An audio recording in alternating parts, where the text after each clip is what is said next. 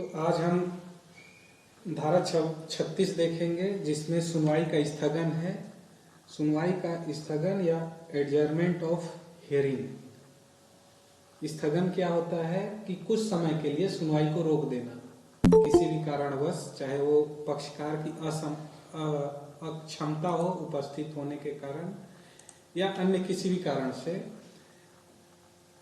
जब सुनवाई को चल रहा है और राजस्व अधिकारी को ऐसा लगता है कि वर्तमान समय में कार्रवाई किसी कारण से रोक दी जानी चाहिए, तब वह अपने समक्ष के किसी मामले में लिखित करने वाले कारणों से वो कारण को लिखेगा और खर्च के संबंध में वो बताएगा कि ये किसके खर्च पे स्थगित किया जा रहा है, और ऐसा लिखित कारणों से उस कार्रवाई को स्थगित करने की अधिकारिता उस राजस्व अधिकारी को है जो उस कार्रवाई को संचालित कर रहा है।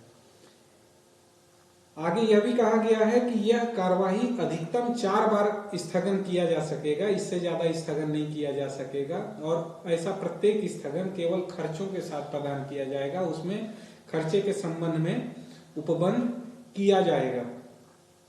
और अगर कोई ऐसा स्थगन किया जाता है तो उपस्थित पक्षकार और साक्षियों को उस स्थगन के समय को बताएगा कि नेक्स्ट सुनवाई कब होना है। इसके बाद बात आता है खर्चा दिलवाने की शक्ति। खर्चा दिलवाने की शक्ति अर्थात मामला मान लो डिसाइड हो गया और ये समझ में आता है कि इस मामले में कोई पक्ष दोषी है और कोई पक्ष निर्दोष है, अनावश्यक ही परेशान किया गया है। ऐसे कंडीशन में राजस्व अधिकारी इस संहिता या तत्समय प्रवृत्त जो अन्य विधियां हैं उसके अंतर्गत कार्रवाई में जो खर्चे हुए हैं उस कार्रवाई के खर्चे में से जितना वह ठीक समझे वह अन्य पक्षकार को दिलवा सकेगा। जो निर्दोष व्यक्ति है उस व्यक्ति को वह खर्चा दिलवाया जाएगा और यह देखा जाएगा कि उसके मामले की प्रतिपूर्ति यथासंभव की जा सके। आगे लेकिन यह भी बताया गया है कि विधि व्यवसाय की फीस, मान लीजिए जो एडवोकेट की फीस होती है उसके खर्चे के संबंध में नहीं दिलवाने की बात कही गई है, लेकिन यह तब दिलवाया जा सकेगा जब वह ऐसा अधिकारी लेखबद्ध किए जाने वाले कारणों से उसको उल्लेखित करता है कि यह क्यों दिलवाई जानी चाहिए। अर्थात सामान्य रूप से विधि व्यवसाय की फीस नहीं दी जाती, लेकिन लेखबद्ध किए जाने वाले कारणों से हमें खर्चे दिलवा सकेगा। इसके बाद बात आती है 38 स्थावर संपत्ति का कब्जा परिदत्त करने के विषय आदेश को निष्पादित करने की शक्ति। मान लो स्थावर संपत्ति के अंतर्गत क्या आते हैं, सामान्यतः आपके भूमि आएंगे और जो भवन है वो आएंगे, उससे जुड़ी संपत्तियां जो भी हैं वो सारी स्थावर संपत्ति में या इमूवेबल प्रॉपर्टी। उसके कब्जा के संबंध में निष्कर्ष हो चुका है कि जिस व्यक्ति का कब्जा है वह गलत कब्जा किसी व्यक्ति ने करके रखा है और उसके अगेंस्ट में निर्णय आया है, तो जो राजस्व अधिकारी उस मामले की सुनवाई कर रहा है तो वह अपने निर्णय को किस तरह से निष्पादित करवाएगा उसका उल्लेख आपका 38 में किया गया है। उसका पहला तरीका यह है कि कब्जाधारी व्यक्ति को सूचना की तामील कर दी जाएगी कि भैया तुम्हारा जो ये कब्जा है ये तुम हटा लो, और वह कब्जाधारी व्यक्ति सूचना प्राप्त होने के बाद ऐसे समय के भीतर जो युक्ति युक्त हो, जो रीजनेबल हो, चाहे वो 5 दिन का समय हो, चाहे 10 दिन का समय हो, चाहे मंथली समय हो, वो देखा जाएगा। अलग अलग परिस्थितियों में अलग अलग समय युक्ति युक्त होता है, जिसकी चर्चा पहले की क्लास में हम लोग कई बार कर चुके हैं कि युक्ति युक्त समय अलग अलग परिस्थितियों में अलग अलग निर्धारित होता है। तो यहाँ यही बात कहा गया है कि कब्जाधारी व्यक्ति को सूचना दी जाएगी और वह सूचना प्राप्त होने के बाद कब्जाधारी व्यक्ति युक्ति युक्त जो भी समय है उसके अंतर्गत अपेक्षा की जाएगी कि वह उस भूमि को खाली कर दे। दूसरा कंडीशन ये भी है कि भैया उसको मिला, अब वो खाली करना ही नहीं चाहता। ऐसे कंडीशन में क्या किया जाएगा, वो क्लॉज यहाँ ख में बताया गया है। तो ये बताया गया है कि सूचना का पालन नहीं करता है तो ऐसे किसी व्यक्ति को भूमि खाली करने से इनकार करता है, हटाकर या हटाने के लिए किसी अधीनस्थ को प्रतिनियुक्त करके उस भूमि को खाली करवाया जाएगा। इसका मतलब ये कि उसको सूचना दिया गया कि तुम भूमि खाली करो, वो भूमि खाली नहीं करता है तो वह राजस्व अधिकारी खुद उस भूमि को खाली करवा सकेगा, अन्यथा किसी और दूसरे अधिकारी को भी अपॉइंट कर सकेगा कि हम तुम्हें एम्पावर करते हैं, तुम जाके वो जमीन को खाली करवाओ।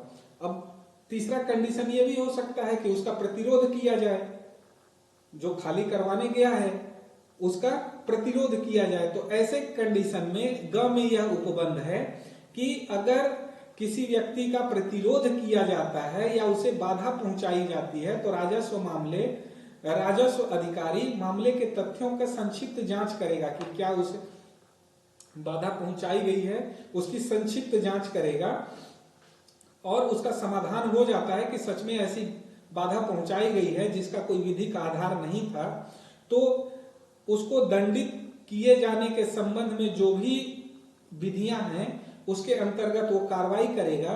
और इसके अलावा वो क्या कर सकता है, बल प्रयोग करके उस भूमि को खाली करवा सकता है। कौन?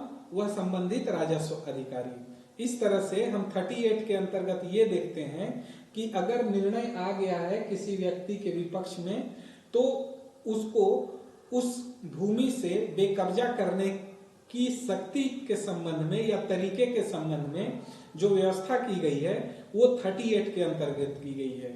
इसके बाद बात आती है 39 के अंतर्गत ये बात कही गई है कि वे व्यक्ति जिनके द्वारा राजस्व अधिकारी के समक्ष उपस्थिति की जा सकेगी और आवेदन किए जा सकेंगे।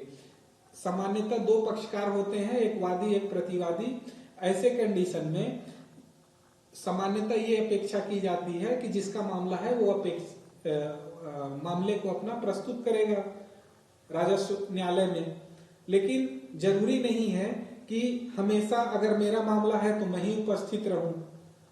तो उसके संबंध में 39 में ऐसी कंडीशन के संबंध में बात करता है और यह कहता है कि जब तक अन्यथा उपबंधित नहीं है, अगर कहीं स्पष्ट प्रावधान नहीं है तो इसके संबंध में यह कहा गया है कि ऐसी समस्त उपसंजातियां, मतलब ऐसी समस्त उपस्थिति और समस्त आवेदन उसके पक्षकारों द्वारा, ऐसे समस्त आवेदन उसके पक्षकार द्वारा या उसके मान्यता प्राप्त अभिकर्ता द्वारा या किसी विधि व्यवसायी द्वारा किए जा सकेंगे। किसी व्यक्ति के संबंध में या तो वह स्वयं पक्षकार उपस्थित होके आवेदन दे सकेगा या मान्यता प्राप्त अभिकर्ता उसकी तरफ से अपना आवेदन दे सकेगा या कोई विधि व्यवसायी जिसको उसने ऑथराइज किया है वो उसका पक्ष रख सकेगा। आगे ये भी कहा गया है, परंतु सिविल प्रक्रिया संहिता की धारा 132 और 133 के उपबंधों के अधीन रहते हुए, सिविल प्रक्रिया संहिता की धारा 132 और 133 जो है वो कुछ महिलाओं और व्यक्तियों को न्यायालय में उपस्थित होने की छूट प्रदान करता है। वो जब सीपीसी पढ़ेंगे तो हम डिटेल में इसमें चर्चा करेंगे। इसके अंतर्गत ये कहा गया है कि जिनको सीपीसी के अंतर्गत 132, 133 के अंतर्गत उपस्थित होने के लिए छूट मिली है उसको वायलेट नहीं किया जाएगा और उसके अलावा किसी अन्य व्यक्ति को यदि राजस्व अधिकारी ऐसा निर्देश देता है तो वह पक्षकार को स्वयं उपस्थिति अपनी देनी होगी। मतलब ये वाला जो नियम है कि या तो वो स्वयं करेगा या तो अपने क्या कहलाता है मान्यता प्राप्त अभिकर्ता द्वारा करेगा या विधि व्यवसायी द्वारा करेगा, उस पर ये परंतु जो है वो ओवरराइड इफेक्ट रखेगा। इसके अंतर्गत अगर राजस्व अधिकारी ऐसा निर्देश देता है तो पक्षकार को स्वयं उपस्थित होना पड़ेगा, फिर वह विधि व्यवसायी और मान्यता प्राप्त अभिकर्ता को उपस्थित नहीं करेगा। कई बार आवश्यक होता है कि पक्षकार स्वयं न्यायालय में उपस्थित हो। ऐसे कंडीशन के संबंध में ये व्यवस्था की गई है। आगे यह भी कहा गया है कि धारा 2 के उपधारा 1 के खंड द जो मान्यता प्राप्त अभिकर्ता का डेफिनेशन देता है, इसके अंतर्गत आने वाले मान्यता प्राप्त अभिकर्ता द्वारा केवल उपसंजाति ही की जा सकेगी। मतलब ऐसा मान्यता प्राप्त अभिकर्ता जो आप डेफिनेशन में देखेंगे तो आपको समझ में आएगा कि ऐसा अभिकर्ता जिसको लिखित रूप से ऑथराइज किया गया है, तो ऐसा मान्यता प्राप्त अभिकर्ता केवल उपसंजाति ही कर सकेगा, कार्रवाई के संबंध में अन्य कार्रवाई नहीं कर सकेगा, उसकी तरफ से उपस्थित हो सकता है। 40 बोलता है कि अनुसूची 1 में के नियमों का प्रभाव, जो अनुसूची 1 के अंतर्गत नियम बनाए जाएंगे वे इस प्रकार प्रभावशील होंगे जो इस संहिता के कलेवर में अधिनियमित किए गए हैं। जो आप ये CGLRC देखेंगे तो इसका अनुसूची 1 के अंतर्गत कई नियम हैं, तो वो नियम ऐसे ही माने जाएंगे जैसे मान लो कि ये संहिता के अंतर्गत जो आपके सेक्शन का प्रभाव है, जो आपके विधि का प्रभाव है, वही उस नियम का भी प्रभाव होगा। 41 को यहाँ अमेंड कर दिया गया है। 41 जो पहले था कंबाइंड रूप में छत्तीसगढ़ और मध्य प्रदेश में मंडल की नियम बनाने की शक्ति थी, लेकिन ये 41 जो है ये अमेंड कर दिया गया है, अर्थात मंडल की नियम बनाने की शक्ति यहाँ समाप्त कर दी गई है। इसके बाद हम देखते हैं राजस्व अधिकारी के आदेश गलती या अनियमितता के कारण कब उलटने योग्य हो जाएगा। अर्थात कोई राजस्व अधिकारी का अगर ऐसा आदेश आया है जो गलत है या अनियमित है, इर्रेगुलर है, तो उसको कब उल्टा जा सकेगा, इसके संबंध में प्रावधान 42 कहता है। इसके संबंध में केवल एक लाइन आपको समझना है, तब तक नहीं उल्टा जाएगा जब तक उस अनियमितता या गलती या लोप के कारण वस्तुतः न्याय न हो पाया हो। अगर अन्याय हुआ है तब उल्टा जा सकेगा, अन्यथा उसे उलटने की जरूरत नहीं है। ऐसा प्रावधान 42 के अंतर्गत किया गया है। अब बात आती है कि क्या इस संहिता के अधीन किन्हीं कार्रवाइयों के किसी गलती या अनियमितता के कारण न्याय नहीं हो पाया है। इस तथ्य को ध्यान रखा जाएगा कि क्या कार्रवाइयों के किसी पूर्वोत्तम क्रम पर आपत्ति उठाई जा सकती थी या उठाई जानी चाहिए थी। अगर कोई अनियमितता की गई है कार्रवाई के दौरान, तो पक्षकार उपस्थित रहते हैं न्यायालय में, तो उसे उसी समय उस अनियमित कार्रवाई को इंडिकेट करना पड़ता है कि आप जो कार्रवाई संचालित कर रहे हैं वो विधि के अनुसार परमिसेबल नहीं है, इसको परमिट नहीं किया जा सकता। अगर उस समय पक्षकार को ऐसा अधिकार प्राप्त है और वह उस समय उठा सकता था और नहीं उठाया है, तो ये नहीं माना जाएगा कि उसके साथ अन्याय हुआ है, और ये माना जाएगा कि उसने अपने अधिकारों का त्याग कर दिया। ये CPC में डिटेल में कहा गया है।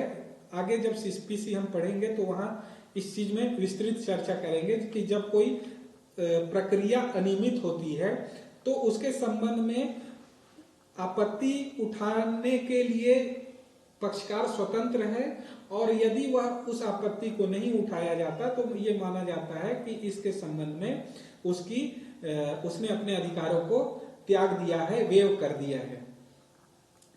इसमें हम देखेंगे 43 के अंतर्गत इस संहिता में किसी अभियुक्त उपबंध के न होने की दशा में सिविल प्रक्रिया संहिता का लागू होना। जो आपका रेवेन्यू कोड है इसमें समस्त प्रक्रिया का उल्लेख नहीं किया गया है, बेसिक प्रक्रिया का उल्लेख कर दिया गया है जो कि इस संहिता के अंतर्गत प्रभावशील होती है। और जो प्रक्रिया उल्लेख नहीं की गई है और वो प्रक्रिया के संबंध में अगर CPC में उल्लेख है, सिविल प्रक्रिया संहिता में उल्लेख है, तो उस प्रक्रिया को लागू किया जाएगा अगर वो इस संहिता के विरोध में नहीं है। यही बात कहता है आपका 43 कि इसमें अगर उल्लेखित नहीं है और CPC में उल्लेखित है तो CPC के प्रक्रिया का पालन किया जाएगा। यही बात कहता है आपका 43 सेक्शन 43।